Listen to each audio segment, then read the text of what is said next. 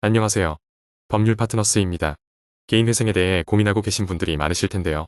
코인, 주식, 도박 등 사행성 채무와 관련된 개인회생 가능 여부와 함께 여러 궁금증들에 대해 친절히 답변드리겠습니다. 의뢰인의 사연 속의 사례를 바탕으로 자세히 살펴보도록 할게요. 사행성 채무, 개인회생 가능할까요? 많은 분들이 도박 빚이나 주식 손실도 개인회생이 될까? 라는 질문을 하시는데요. 결론부터 말씀드리면 가능합니다. 하지만 몇 가지 조건과 상황에 따라 달라질 수 있습니다. 개인회생은 법적으로 채무를 감면받고 재정적으로 재기를 돕기 위해 만들어진 제도입니다. 다만 사행성 채무는 일반 채무보다 엄격하게 심사됩니다. 특히 도박 빚의 경우 법원에서 채무자의 진정성을 중요하게 봅니다. 예를 들어 도박을 끊고 재정적으로 재기하려는 의지가 강하다는 것을 입증해야 합니다. 과거 연체 이력이 없고 현재 꾸준히 소득이 발생하고 있다면 긍정적으로 검토될 가능성이 높습니다. 사행성 채무를 개인회생으로 인정받으려면 도박이나 투자활동을 중단했다는 증거를 준비하세요. 꾸준한 소득과 성실한 상환 의지를 보여주는 것이 중요합니다. 법률 전문가의 도움을 받아 탄탄한 계획서를 작성하세요. 가족의 채무도 개인회생에 포함될까요? 사연 속에 가족에게 빌린 돈도 개인회생에 포함될 수 있나요? 라는 질문이 있었는데요. 이 경우도 가능합니다. 단, 몇 가지 조건이 필요합니다. 가족에게 빌린 돈이라도 이체 내역이나 차용증 같은 증빙 자료가 있어야 합니다. 법원은 이를 통해 실제로 빚이 존재하는지 확인합니다.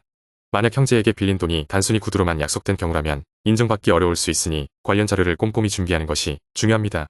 상환기간은 3년일까? 5년일까? 개인회생의 상환기간은 보통 3년에서 5년 사이로 결정됩니다. 과거에는 5년이 기본이었지만 최근에는 경제적 부담을 줄여주기 위해 3년으로 단축되는 경우가 많습니다. 그렇다면 어떤 기준으로 상환기간이 결정될까요? 채무자의 소득 수준, 채무 금액, 최저 생계비를 제외한 변제 가능 금액, 의뢰인의 경우 연소득이 세후 3,800만원이고 8곳에서 총 8,500만원의 대출금과 기타 채무가 있다고 하셨죠. 이 정도라면 3년 상환으로 결정될 가능성이 높습니다. 다만 법원에서 채무자의 상환 능력을 면밀히 검토한 후 최종 결정됩니다. 월급이 일정하지 않은 경우는 어떻게 되나요? 월급이 매달 일정하지 않은 경우도 걱정하지 않으셔도 됩니다.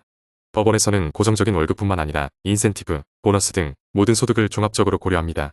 의뢰인처럼 어떤 달은 200만원, 어떤 달은 400만원이 들어오는 경우라면 평균 소득을 기준으로 판단하게 됩니다.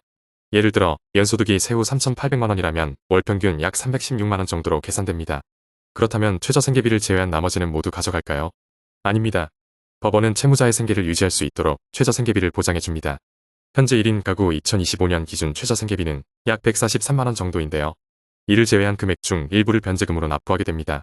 추가로 알아두면 좋은 점, 연체 이력이 없다면 유리합니다. 의뢰인의 사례처럼 현재 연체 이력이 없다면 개인회생 신청 시 긍정적으로 작용할 가능성이 높습니다. 사례처럼 본인의 상황에 맞는 계획을 세우고 전문가의 도움을 받는다면 좋은 결과를 얻으실 수 있을 거예요. 이제 더 이상 혼자 고민하지 마시고 새로운 시작을 위한 첫걸음을 내딛어 보세요.